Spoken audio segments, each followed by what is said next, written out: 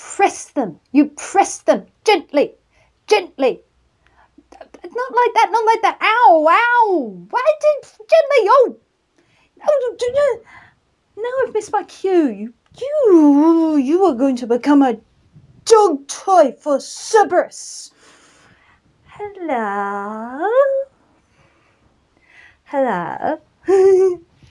Just having a little trouble with my dresser. Missing some claws here. Anyway. We are here with a much better play than last time. So much better play than last time. We are here with the history of Julius Caesar. Great Caesar. Yes, we are here with great Caesar because everybody loves Caesar. Well, that's sort of the thing. Not everybody loves Caesar. Could have a sitcom. Everybody loves Caesar. Anyway, that's beside the point. This is Shakespeare's Julius Caesar. Now, Julius Caesar is a very fascinating man. He's down here. I have spoken to him a great deal. So I know a great deal about Julius Caesar. And so I really, really enjoyed this play. Actually, I know a lot of the people in this play. I invite them to come watch, and they give me like a director's commentary of what it was really like. It's very, very fun. Very fun.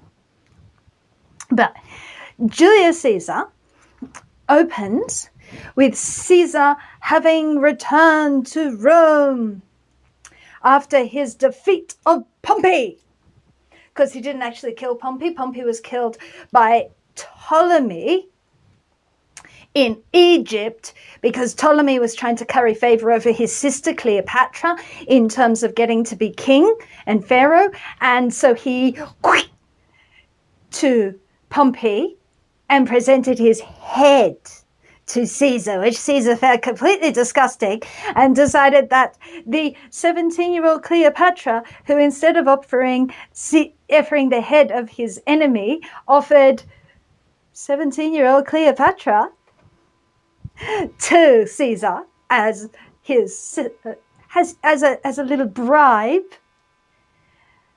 went and sided with Cleopatra and won her war for her. And if you want to watch that, you see Handel, Julia Cesare in Egitto. Well, I'm assuming it would be if you didn't have the world's worst opera company.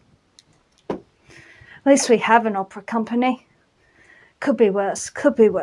But anyway, so they are celebrating Caesar's celebration over Pompey, and they've decked out statues in Caesar's colors, and two of the senators come along and tell them, "You're idiots. What are you doing? You were cheering for Pompey, 3 weeks, half a dozen months ago, and now you're cheering for Caesar," which is a key part of the play. The mob are fickle and stupid. And so they go around and take out they disperse the mob, or attempt to, and then go to pull Caesar's colors off the statues. Now, enter our protagonists is the Romans. It is the festival of Lupercal, and this seems to be a fertility festival. I can't keep up with all the Roman festivals. They had so many. Just so many festivals. Anyway, this one is the Lupercal, and Antony is racing in the Lupercal, and apparently part of the Lupercal is that you hit infertile women to make them fertile. So it's a fertility festival, the kind of thing my mother gets into. She likes them. My mother's really big on that. So is one of those festivals. And so Antony is being told by Caesar to hit Calpurnia, to not make sure he doesn't that she stands in his way and that he hit her on his running of the course because she can't have children. And frankly, he knows it's not him. He knows it's her because Caesar, much like my father, had been spreading bastards across the empire. Just scattering them like a fertility god. I mean, even had one with Cleopatra. So, you know, I mean, he knew it wasn't him. He was the complete opposite of Henry VIII, where it wasn't the women and it was him. Well, Caesar knew he was perfectly good in the trouser department. Well, given that he claims descent from Aphrodite, you would want to hope he was pretty good in the trouser department. I don't think Aphrodite would let any of her descendants, no matter how vague, be insufficient in the trouser department, male or female. Just saying. Anyway, they go off stage to run the race, and Cassius and Brutus remain. Cassius is a lean and hungry man. He's also a petty sort of little person, and he has a grudge against Caesar. Brutus is a friend of Caesar, but Brutus is a high-minded, upstanding Roman senator who is unsettled by the huge and awesome power that Caesar has recently been given in dictator for life. Of course, the thing that you have to really understand with this is that the Roman political system was really, really broken. It was really broken by this time, and if it wasn't Caesar, it'd be somebody else. Just keep that in mind. It was really broken. They'd had dictators, and they have had civil wars like nothing else.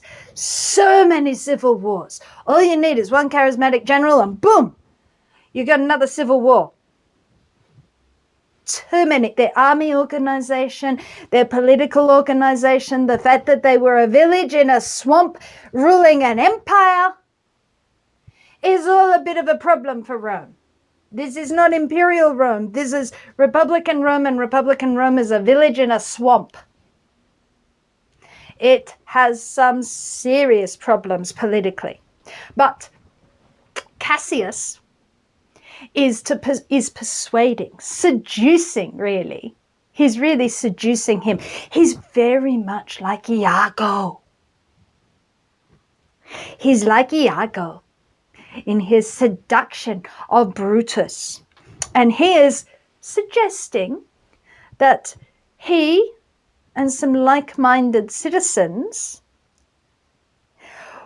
have a plan to remove this problematic Caesar and to restore the Republic. And he is flattering Brutus. And Brutus is very much flattered. He allows himself to be flattered. He allows himself to remember the Brutus of the past who threw out Tarquin. So, who threw out kings. So he sees he's being flattered into seeing himself as a defender of the Roman Republic.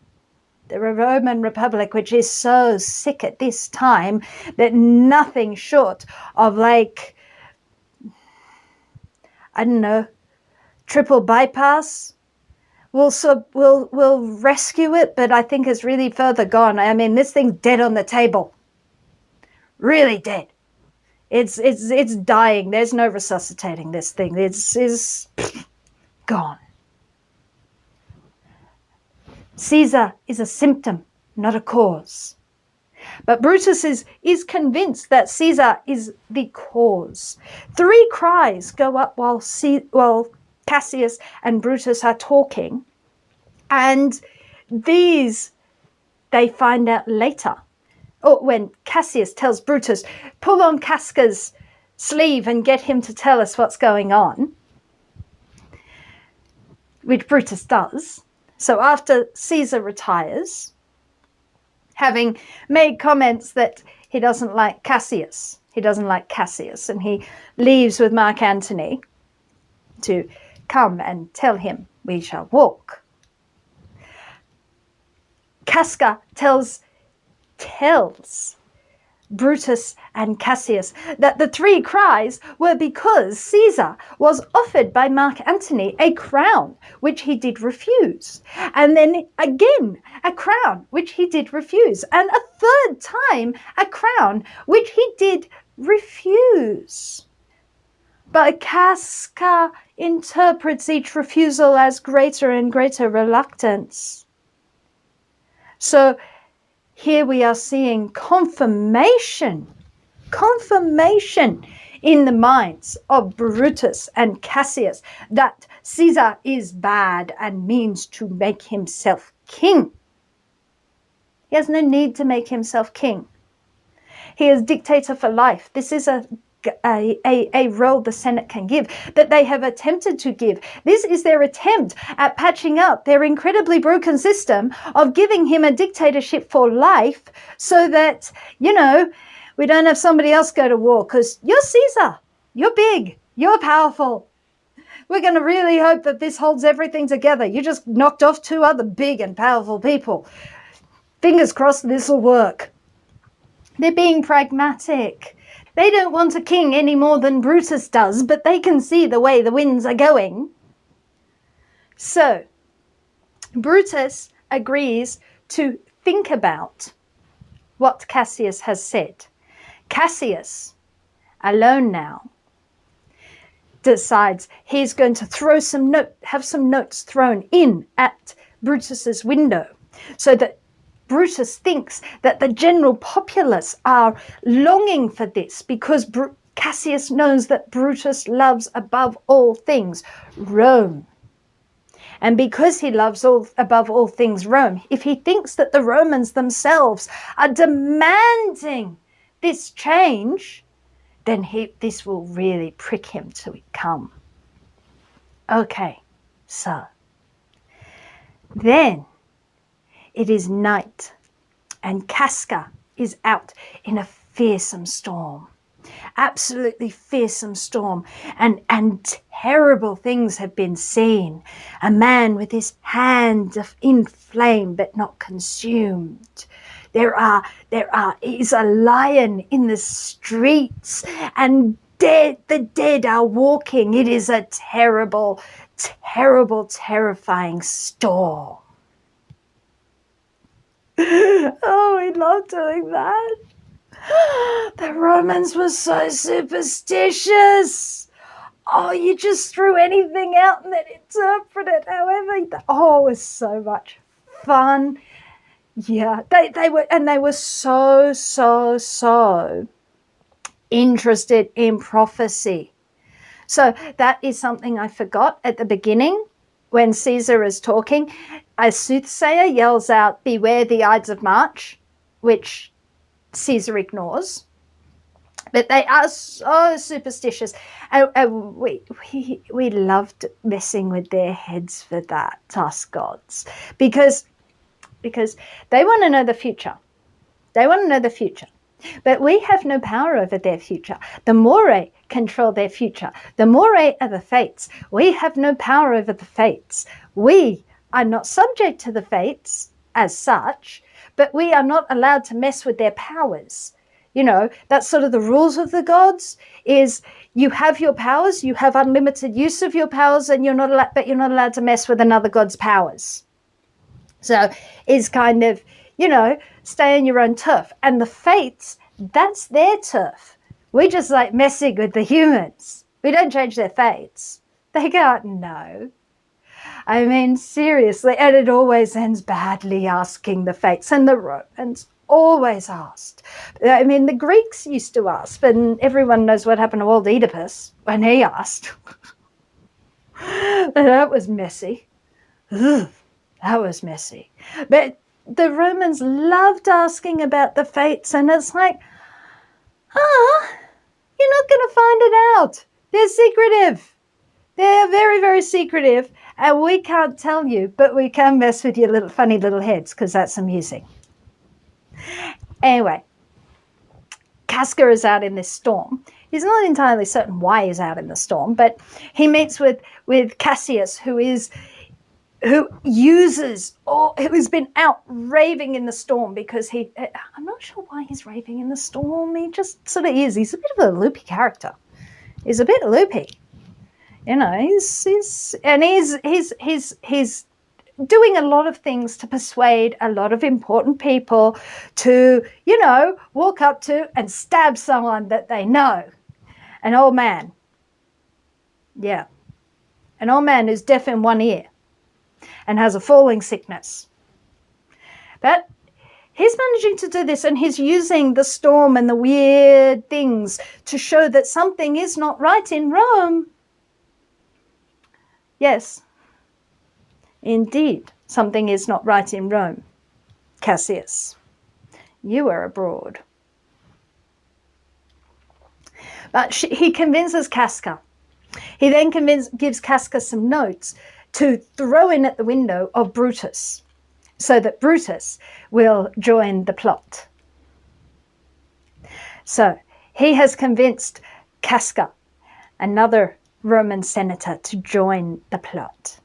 Brutus at home is meditating on what he has been told and making up his mind whether or not would he kill his friend.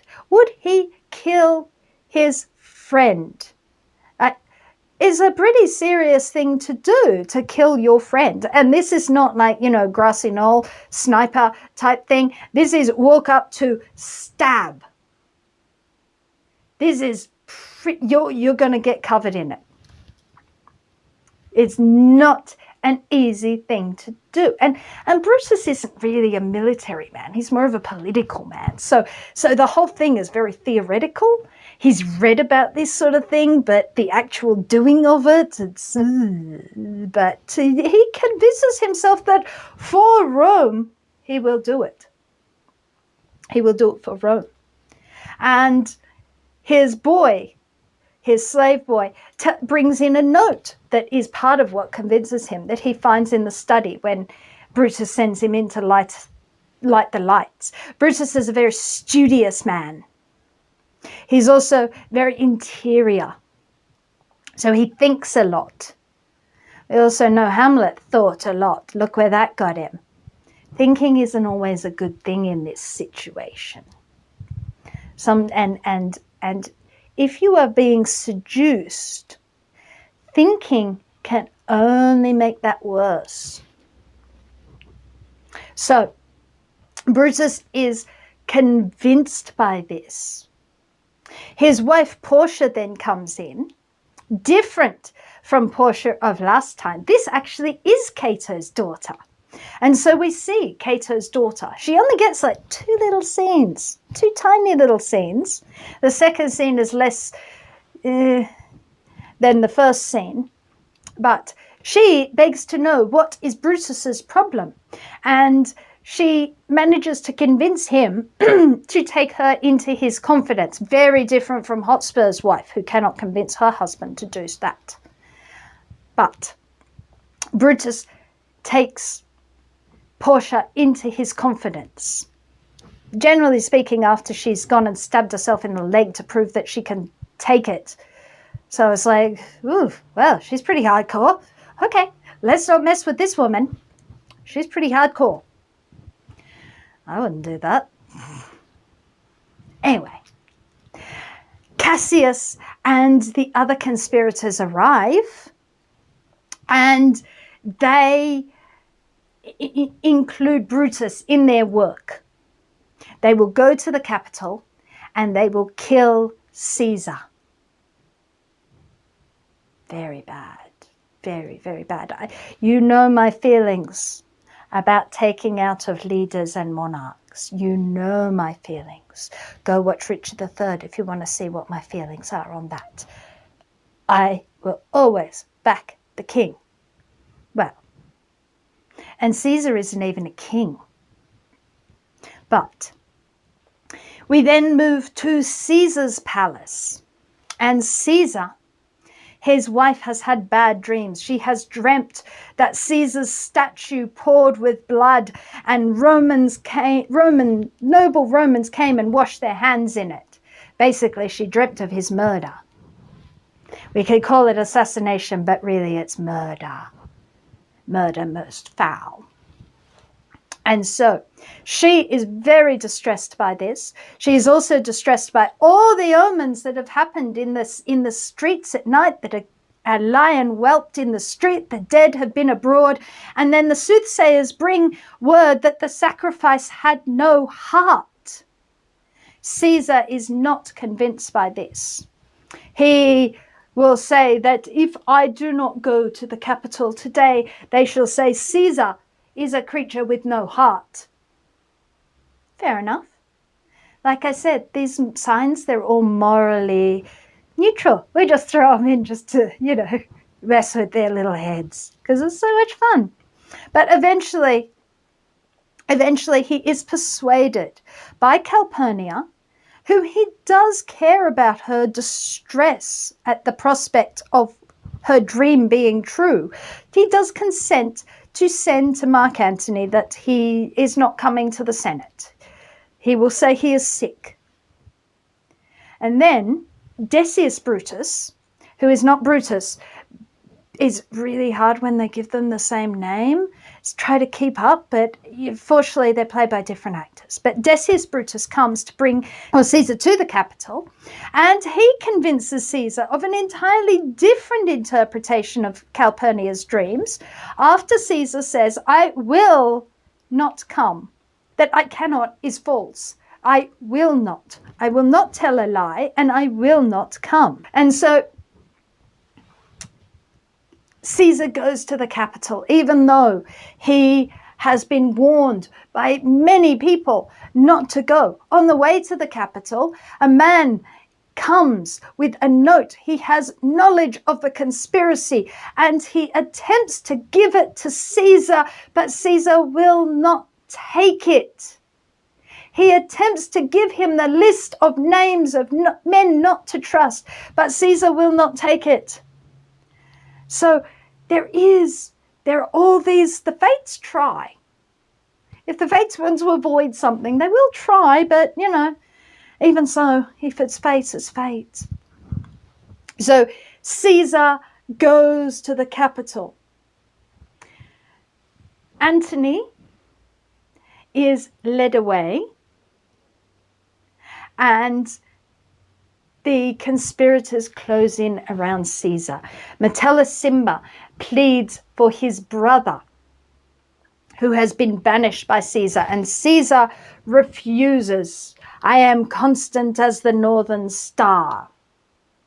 He is not going to let Metellicimba's brother be returned from exile, even after Brutus and Cassius also kneel down.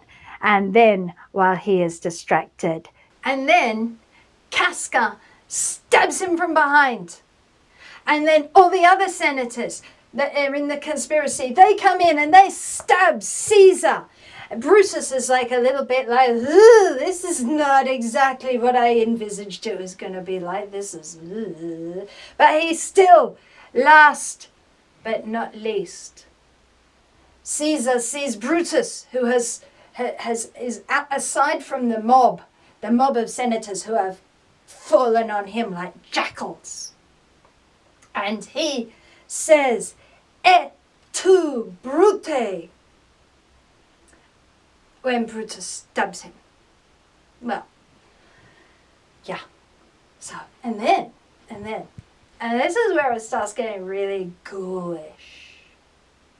It starts getting really ghoulish because they've all just killed this guy and he's like dead in front of them and they're all covered in blood, and it's like, ugh, this is not nice. It is very messy. It's always messy. Doesn't matter who you do. If you want to keep your hands clean, you do it at one person removed. Richard III. One person removed, at least. That's what Buckingham is for. Anyway, they're all covered in blood. And then Brutus Casca starts to ask whether or not we ought to kill Antony as well, because Antony is very much a friend of Caesar, and he could be dangerous, very dangerous, as it turns out. But Brutus says, no, we are sacrifices. If we kill Antony, it will look like we are just purging and we're murderers, but we are sacrificing. We sacrifice Caesar. Yeah, I'm sure Caesar loved being the bull. Anyway. And then, so they decide they're not going to kill Antony. Antony does come. He sends a messenger to ask permission to freedom to come, or free entry to come. And they let him. And Brutus tells this other assassins to wash their hands up to the elbows in Caesar's blood, and they're going to wave their daggers and shout freedom and liberty around the streets of Rome. Ugh.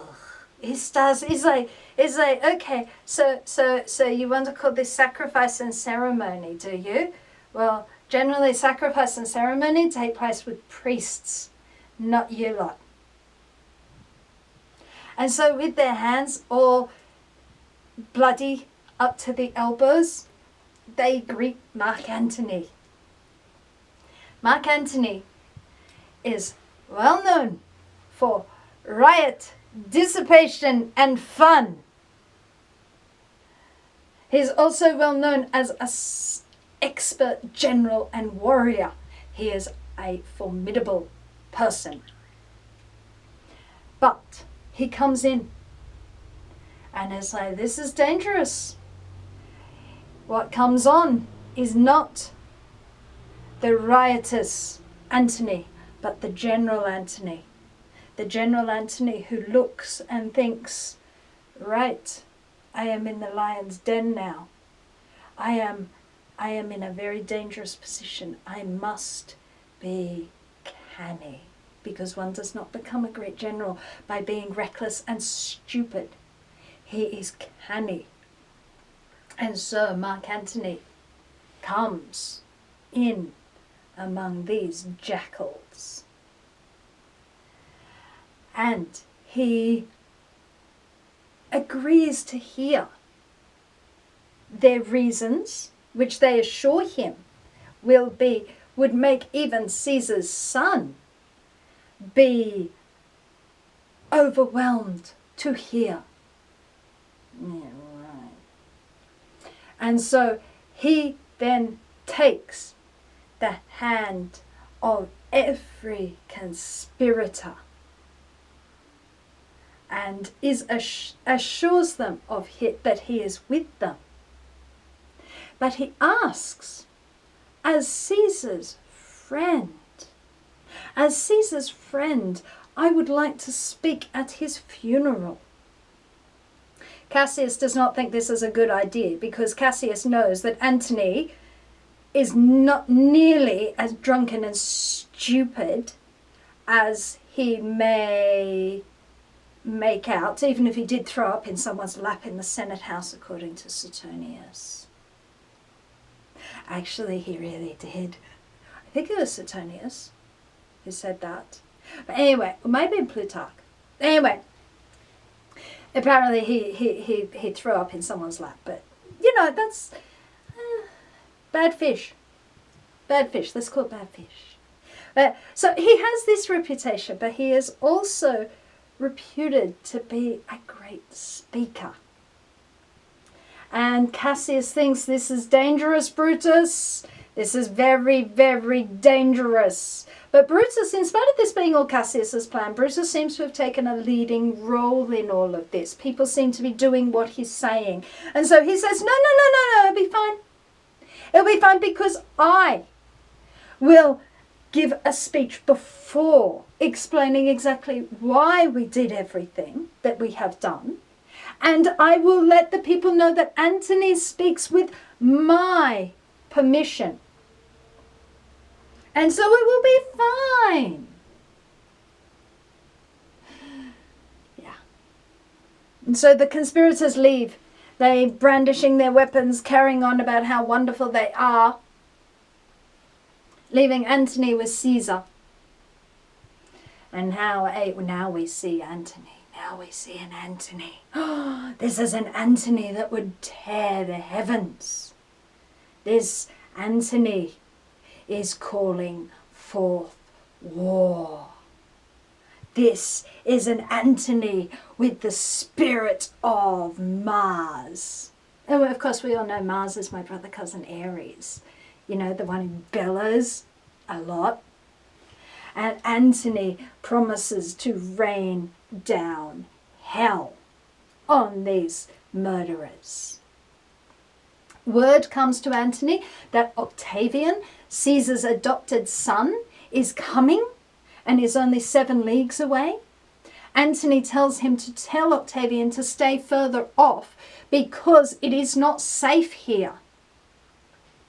But he then tells the messenger, I am going to speak for Caesar, and I will see if what I can do to turn the tide of opinion in our direction, and you stay, listen to my speech, and then send word back to Octavian. And so the messenger stays with Antony. Brutus mounts the podium to speak. And Brutus is a man of reason, and he is a stoic, so he's pretty passionless.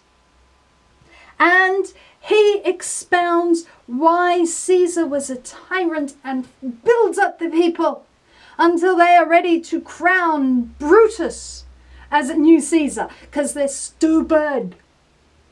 They're stupid. They don't know what they want. They'll be swayed by whoever is there. It's like the Nixon-Kennedy debate, where all the people who listened to it on radio thought Nixon won the debate, and all the people who watched it on television thought Kennedy won the debate. So, because Nixon looked kind of like sweaty and flushed, and Kennedy looked kind of, I don't know, supposedly handsome. They're both down here, by the way. Yeah, they're both down here. Both of them. No, it's not for the sex and the booze and the pills and the Watergate or any of that. No, they're down here for Vietnam. One for starting it, and one for extending it to Cambodia. That was a lot of misery. That's why they're down here. See, we used to let generals and kings and whatnot get off a bit scot-free when they actually donned armor and went to war because they were inspired by Ares, and we didn't want to mess with Ares. Like I said, we all keep our jurisdictions to ourselves, and it was his world, fine. When the kings and generals donned the armor and risked being killed in battle like valiant Richard, then we thought, okay, yeah, fair enough, fair call. You go, you take personal risk. But once they started doing it from behind desks in nice, pretty uniforms, and there was absolutely no chance of them being taken captive or killed, we started to take a harder line with things. So, we have a lot of generals and politicians down here now. They're really, really boring. We make them watch Julius Caesar over and over and over again. They seem to squirm, especially the ones that got killed. Anyway, that's a bit by the by. Anyway, Brutus gives his speech, and he sways the crowd in his way because Shakespeare is not an idiot. He does not give Brutus a lackluster speech. He doesn't set up any terrible straw man argument. He gives Brutus a very, very strong speech. Antony then enters with the body of Caesar, and he gives his speech. Friends, Romans, countrymen, lend me your ears. I come not to praise Caesar, but to bury him. Yeah, see, everyone knows that line. Antony's speech is impassioned. And he does not ever say a bad word against Brutus. Antony is far too clever for that. Antony tells the crowd that Brutus is an honourable man. And that Brutus is an honourable man. And the conspirators all are honourable men. And by the time he's got to the end of his speech, they're all starting to think, you know what? I don't think Brutus is an honourable man. But Antony is not finished yet. Antony descends to the crowd and shows the bloody mantle of Caesar, and he shows the bloodied body of Caesar and rouses the crowd to such a pitch that they do not know what to do or why they want to do it. The crowd that so recently was ready to crown Brutus in triumph. This is the crowd that was so fickle as to ignore celebrate the death of Pompey, who they had late celebrated. They don't care. They're idiots. Complete idiots. So, Antony then reads the will, because the will is kept with the Vestal Virgins, not in Caesar's closet. But, they don't know that. It doesn't matter.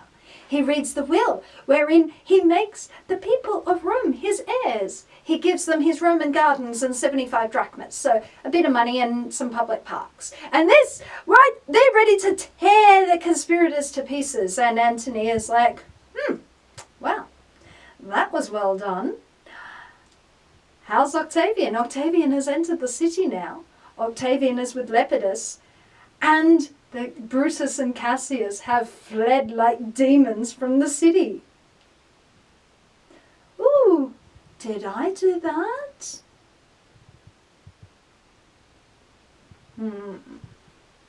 Now, before we get on,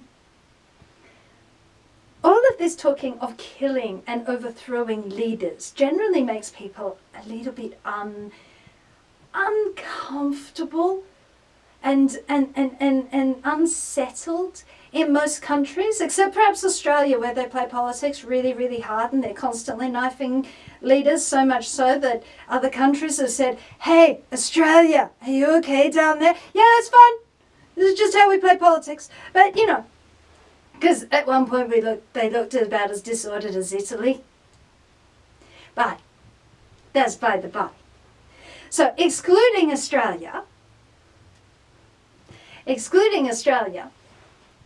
where they do this for fun, this sort of really radical regime change is generally seen as a negative. Now, my father, Uncle Zeus, only faced this once. And contrary to lies that have been being spread in your contemporary popular culture, we down here have never, ever, will not, have not, shall not ever be involved in these. We are not evil. We are inevitable. You decided we were evil. Hades is not the equivalent of your Satan. Your Satan is in Tartarus after he fell through the ceiling.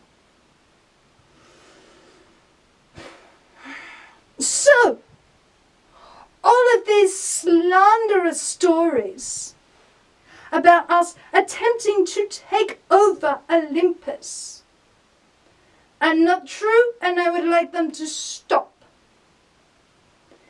Hera, Poseidon, Athena attempted it once. It's not that father goes around eating people like Kronos did. Grandfather ate people. That's why we overthrew grandfather. But Father Uncle Zeus doesn't eat people. Okay, there was Meteus, but you know, that was an isolated incident. That was an isolated incident. He doesn't make a habit of eating people. And so there is no reason to overthrow Father Uncle Zeus. Father Uncle Zeus is order. If there was nothing but disorder, it would be impossible to run down here. Down here is an incredibly ordered place. Down here is incredibly ordered. And so to assume that we are gods of chaos and destruction and malevolence is slanderous, and I want it to stop. Being Goth does not mean that you are evil.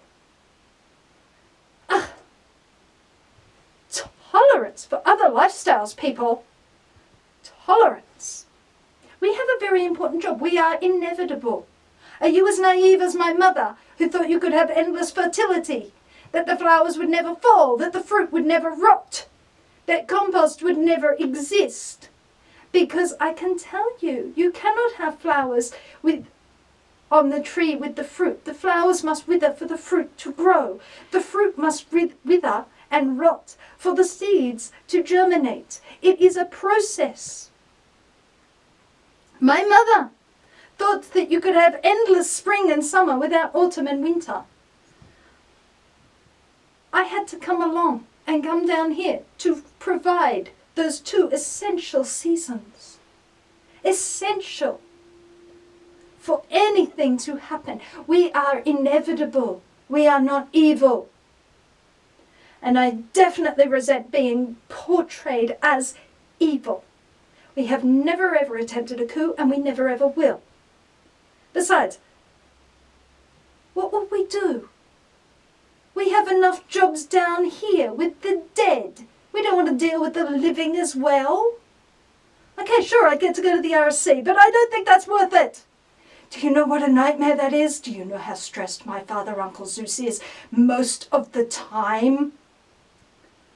What do you think he gets little bimbo humans pregnant for? It's a stress release. They're stress balls. They last about as long. He loses them all the time.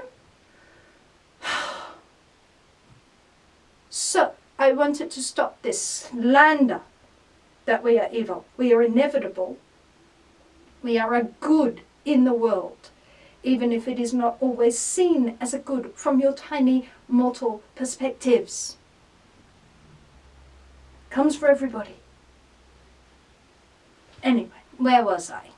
Oh yes, Caesar's dead, and now Antony, Lepidus, and Octavian are beginning to divide the spoils of the empire between them. Now, this is again sort of a reiteration of what had been happening before, because Caesar, Pompey, and Crassus had done much the same thing, because, as I said, the system is broken. The system's broken. Caesar was a symptom, not the problem. The problem is systemic. You don't solve a systemic problem by curing one symptom. You have to flush the entire system. They're not going to flush the entire system. They're going to take the power for themselves, use a corrupted, broken system in their own image. And we can already see where this is going. Because Antony and Octavian,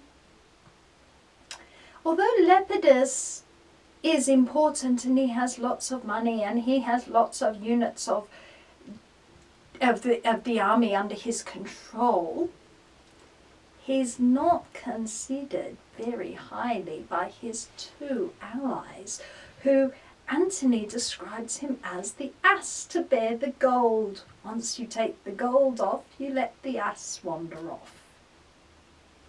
So already we see the seeds of discord that are going to plague this little triumvir in the future. Antony and Cleopatra. Yeah. let's not get ahead of ourselves. Anyway, so they have been prescribing senators to be purged, got rid of people who are dangerous, and they're getting rid of not only people that they think are dangerous to their ends, but also personal, private grudges and enemies. And so people are starting to disappear. The purge begins. Cassius and Brutus are out in the field. Cassius comes to Brutus. They're having a bit of a falling out. Oh, what a shame. The pressure got to them. Turns out killing a king, killing anyone, is a lot harder than you think, and it puts pretty big stress on bonds of friendship. It's like, every time I look at you, I see Caesar's bloody corpse. I see what you made me. I don't like that. That's the problem of doing that. But Brutus is hacked off with Cassius because Cassius has been taking bribes and didn't give him money when he asked for it, and he's been selling favors and, la-di-da-di-da, all normal Roman stuff. The normal way that Romans go and raise money. But Brutus is so high-minded, he finds this quite distasteful, and he upbraids Cassius for it. And Cassius gets all, passionate and thing and whatnot. And we do find, and in all of this yelling and carrying on and, well, kill me then, and whatnot, Brutus reveals that his wife has killed herself. So too has Casca, we find. So the conspirators are starting to disappear. The conspirators are either being killed off by Antony, Octavian, and Lepidus, or they're killing themselves. So this great liberty has lasted about 3 seconds. Was it worth it, boys? Was it really worth it? So, and Portia has killed herself because of the anxiety that has been for her husband in the field and what has been happening in Rome, and she just couldn't take it anymore, and she killed herself. And Cassius is deeply, deeply ashamed of his, tantrum throwing, that Brutus has been dealing with this while he's throwing tantrums about nothing really. And so they agree to forgive. Word comes, more word from Rome, that 100 senators have been killed now, prescribed, purged. A la Stalin. Yeah. Prescribed is a nice clean, cold, clinical thing. Purged is much better. Purged is like bleh. Purged doesn't sound good. But anyway, they've been purged. They're gone. Nada. Even Cicero. Antony didn't like Cicero. Not a little bit. Did not like Cicero. So anyway, word has come that things are going very badly for them in Rome. Antony and Octavian's army is getting bigger, and Lepidus, and bigger and bigger and bigger with every day.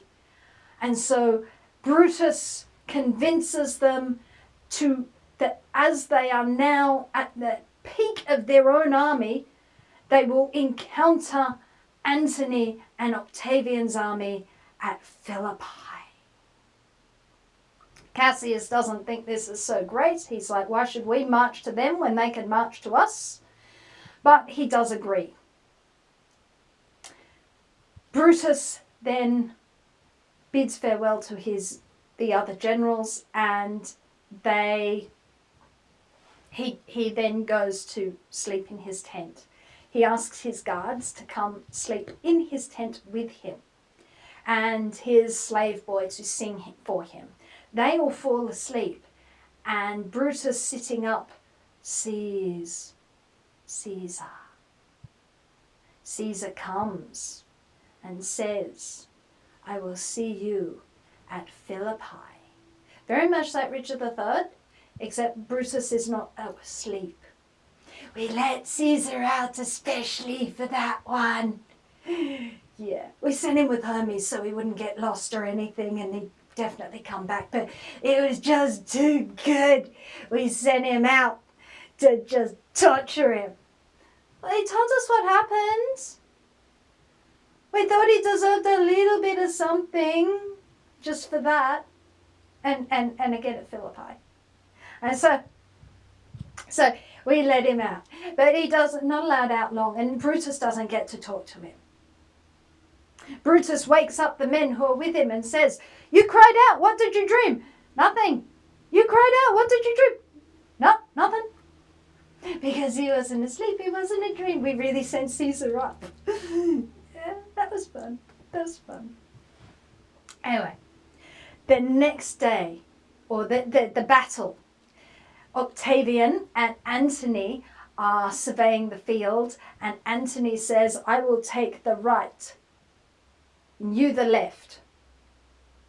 And Octavian is so boring. He's like a priggish little schoolboy. He's like one of the posh boys. Ugh, he's so boring.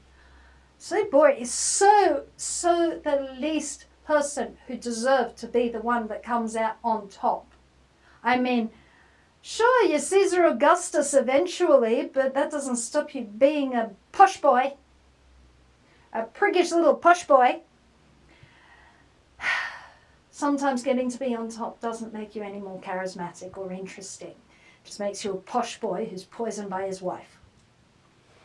Now, Livia, she was fun. She was real fun. Anyway, as by the by. But the posh boy insists, no, I'm going to have the right. And Antony gives way. Which, Antony, is fatal to you. You give way on one thing with a posh boy, you'll never get your way again. Damn posh boy. Anyway, the Brutus and Cassius come down. They parley. The generals parley. They're going to fight. Antony has to hold Octavian back from declaring war on them or declaring fight on them. Let them do it, because he's a stupid posh boy. He doesn't know what he's really doing. He does need Antony at the moment. He may decide otherwise later. But, so, they come down and they're going to fight. Brutus goes off, and Cassius just speaks to one of his men, one of his aides, that he has seen dreadful things. As they marched along, they had seen 2 eagles perch on the standard of their legions and feed out of their hands of his men. And this was a great sign. But today the eagles have fled, and above the head of his army is only carrion birds of kites and crows.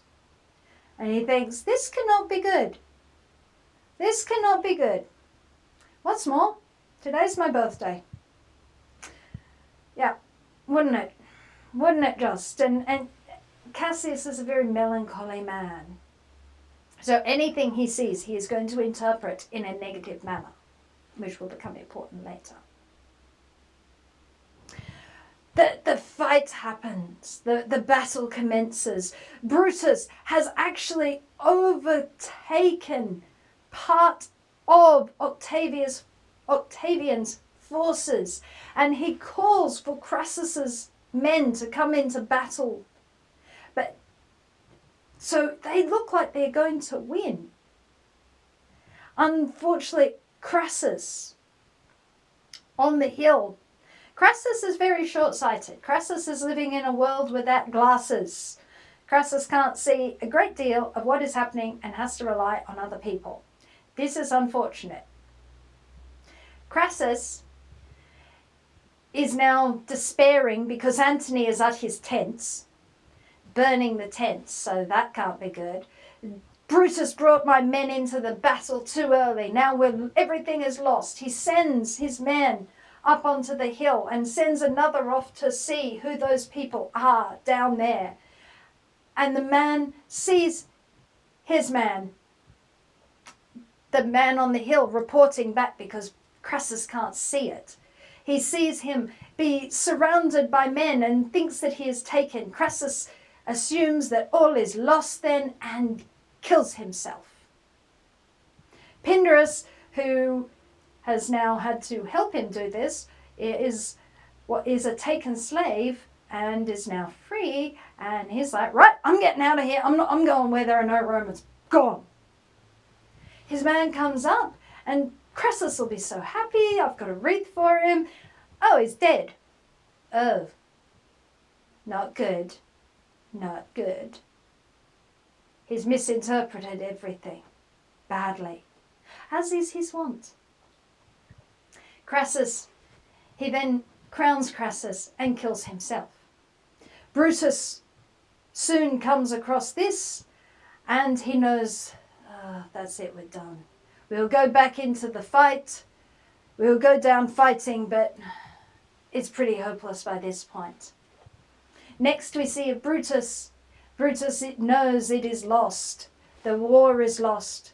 Brutus asks for a man to hold his sword so he can kill himself, which he does. And Antony and Octavian come and see, he's dead. Good. Antony is more gallant than Octavian. Antony has some good words for Brutus. Octavian, yes, he'll be buried properly. We'll put the body in my tent. But Octavian is in absolute knowledge that he is going to be king. Not telling anybody this, but the posh boy is already, you can see the posh boy is already looking at his allies there and thinking, yeah, let's get rid of them.